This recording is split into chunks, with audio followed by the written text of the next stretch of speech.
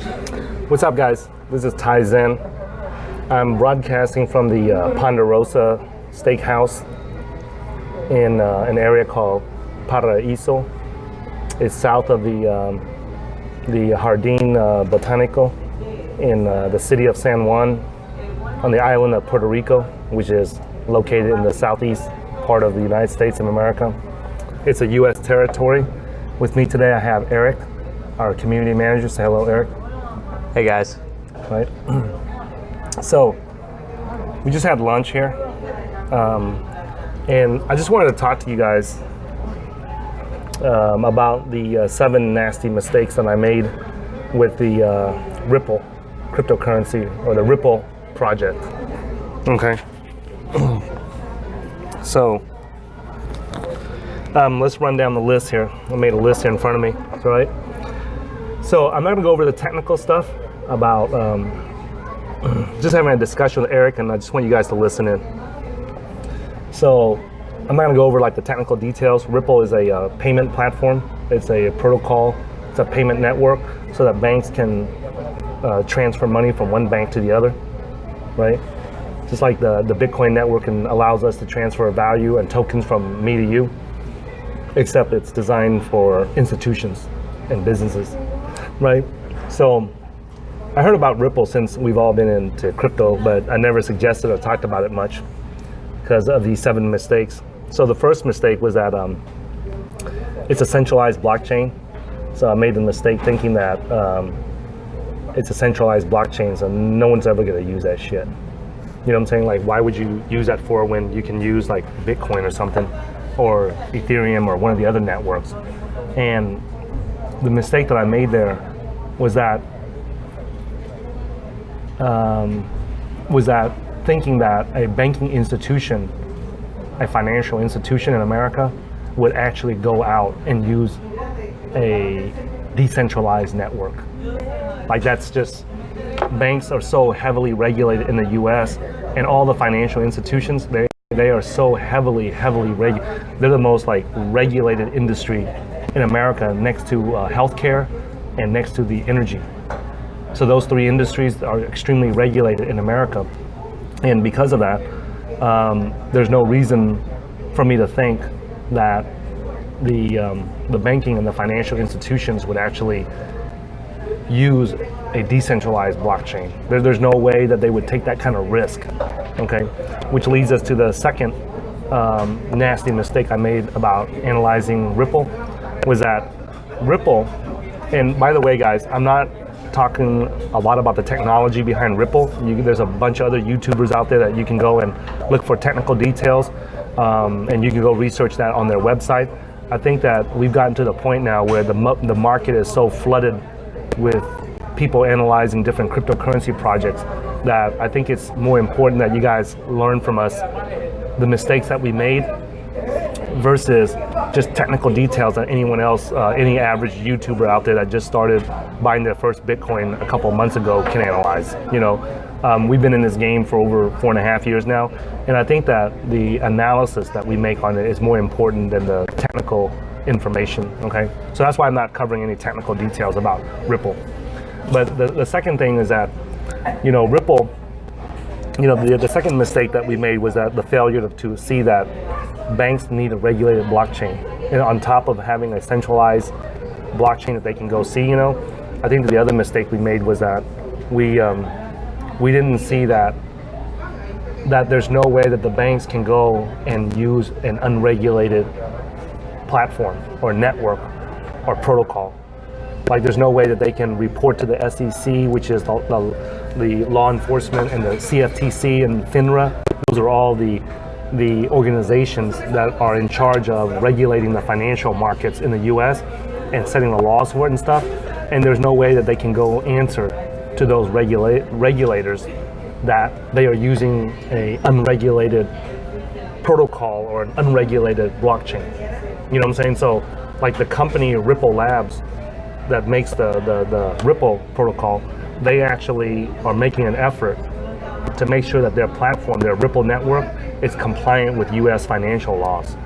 So that if the banks go use it, they can ask the CEO of Ripple or the representatives of Ripple and say, hey, are you guys doing this to make sure it's in compliance with this US law? You know, and the people at Ripple Labs can actually answer, go yes or no, and if not, then they can make it so that it's compliant, or they can make an effort to do it.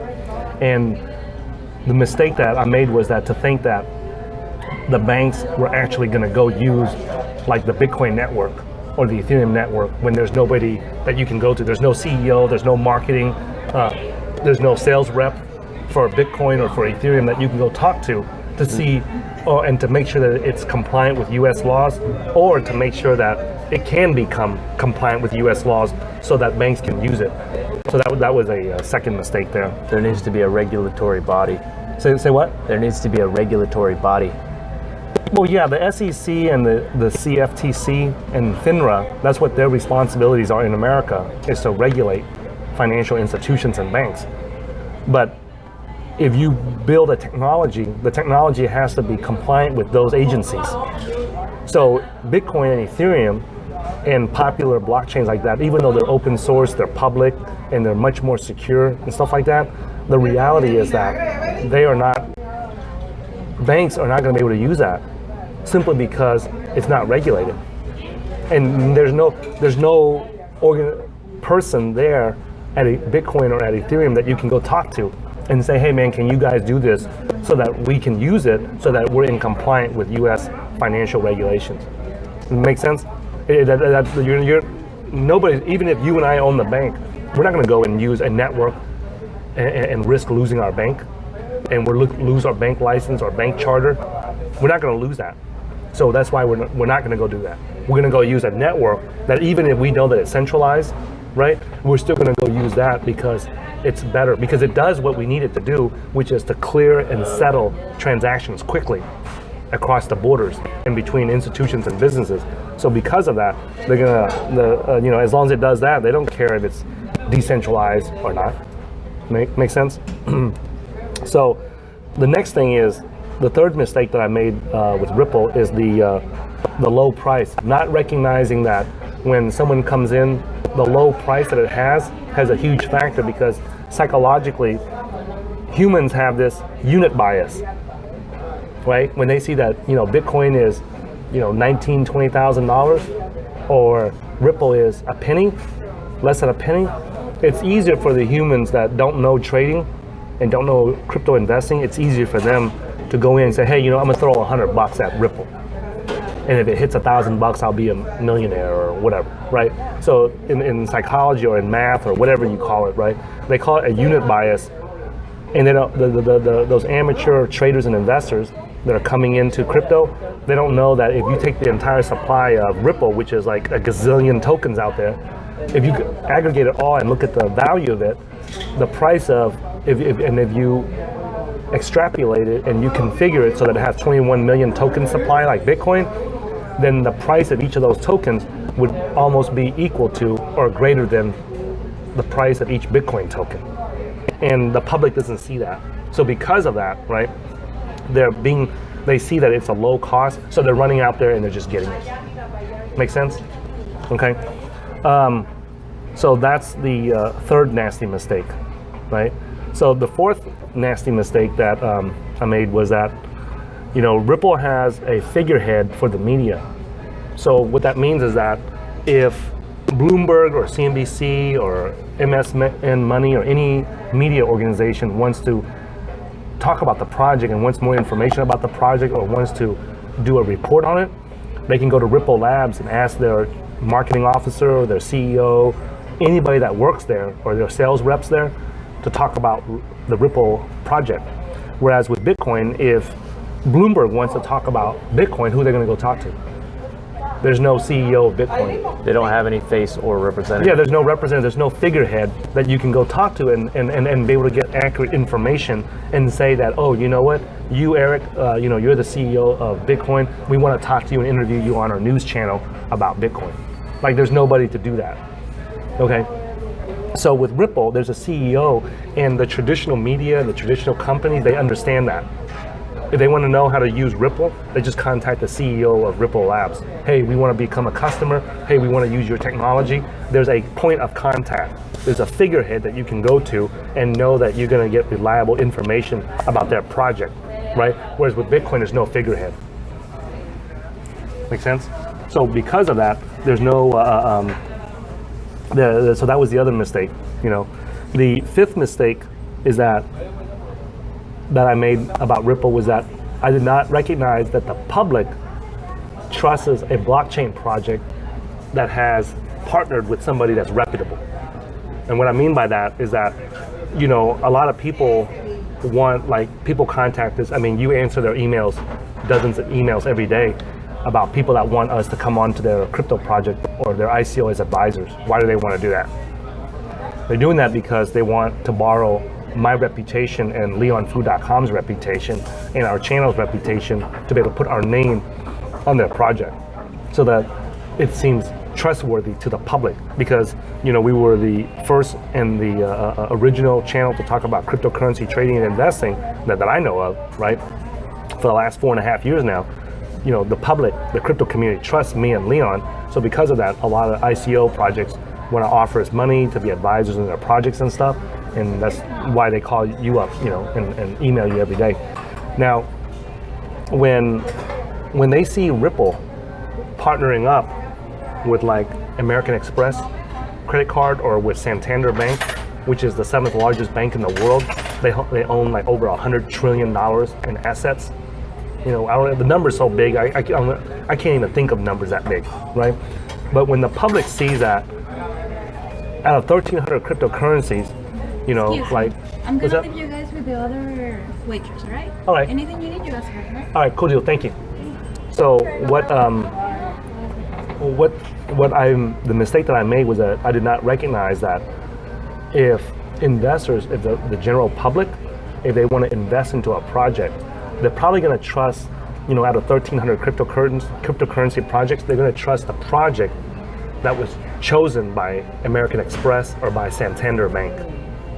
They're not going to go choose a project that has not been accepted or been used by a major company in the world, a recognized brand. It adds massive credibility. Yeah, it adds massive credibility to it. That's why you know, that's why I freaking was stupid and didn't recognize that.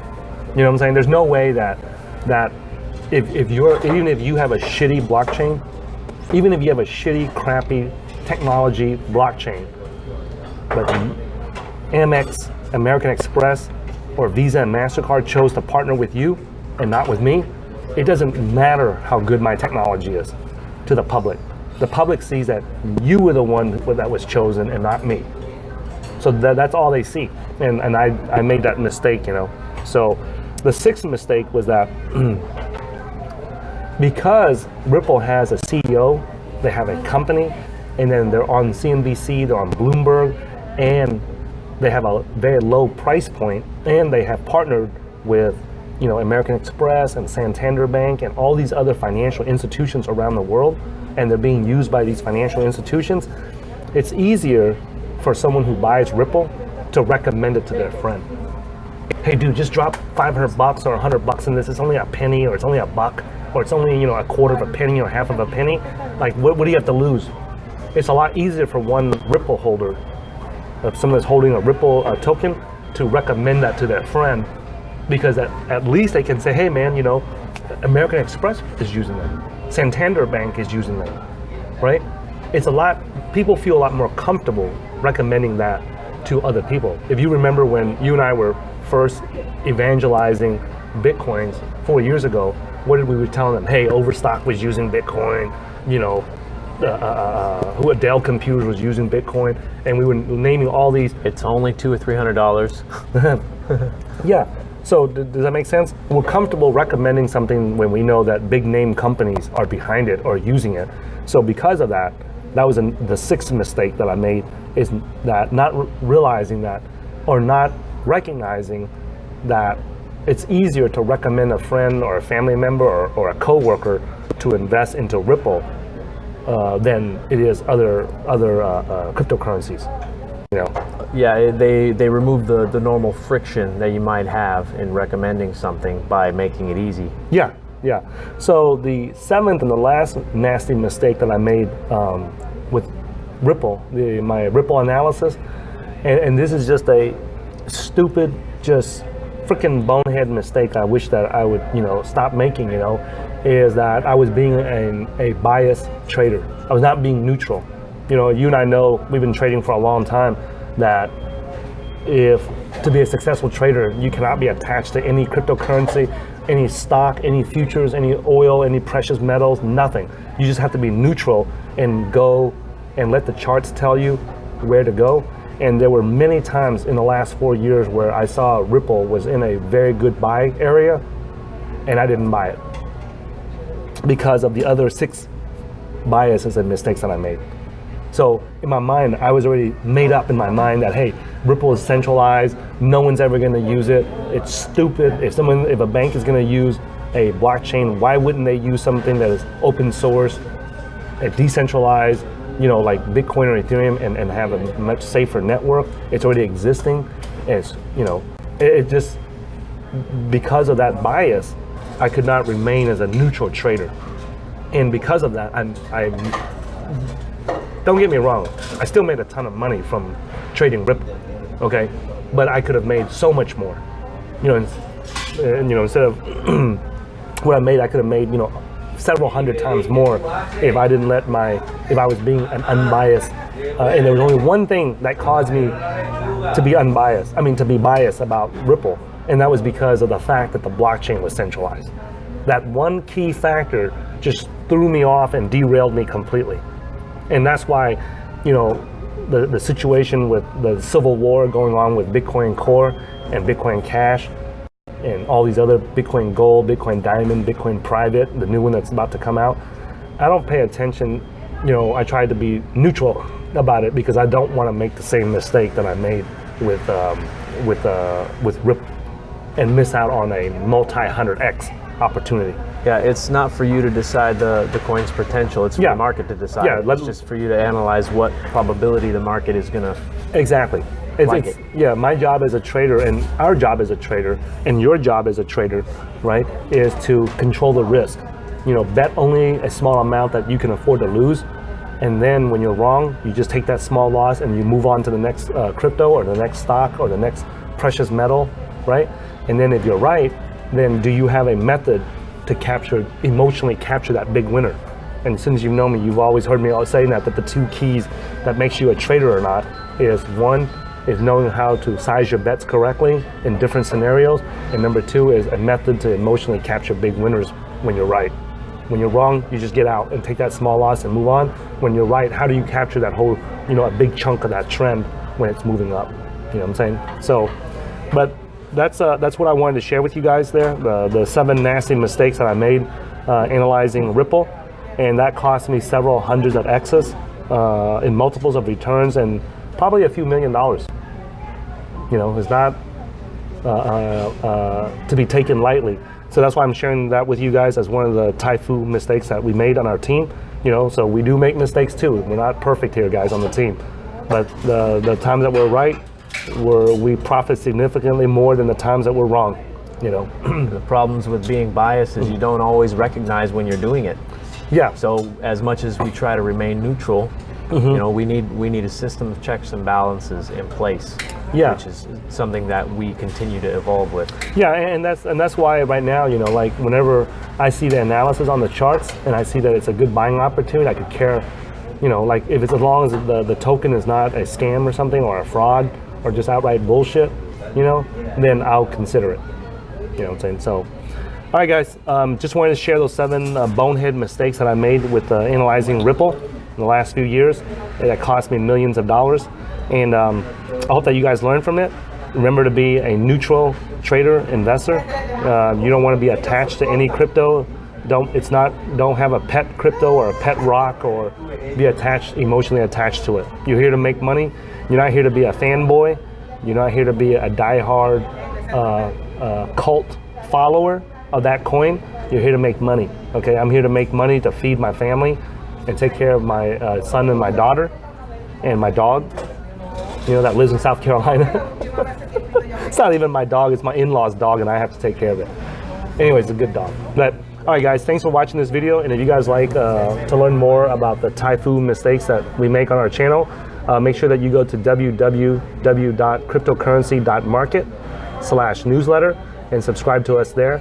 And you can also subscribe to and follow me on Twitter at @HeyTaiZen. So it's spelled just like you hear it, @HeyTaiZen. And I'll see you guys in the next video.